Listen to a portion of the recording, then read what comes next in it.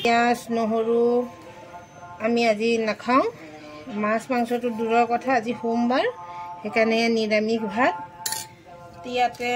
এয়া দিছোঁ বেঙেনা ফ্ৰাই আৰু এয়া হ'ল এই মটৰৰ পিটিকা অলপ আগত যে কৰি আছিলোঁ সেয়া আৰু এয়া হ'ল সজিনা বিলাহী আৰু গাজৰ দি পেলাই মগু দালি মানে মিক্স দাল এয়া হ'ল বিলাহী আলু আৰু সয়াবিনৰ তৰকাৰী লাগে লাইক কমেন্ট শেয়াৰ আৰু সাবস্ক্ৰাইব কৰি দিব প্লিজ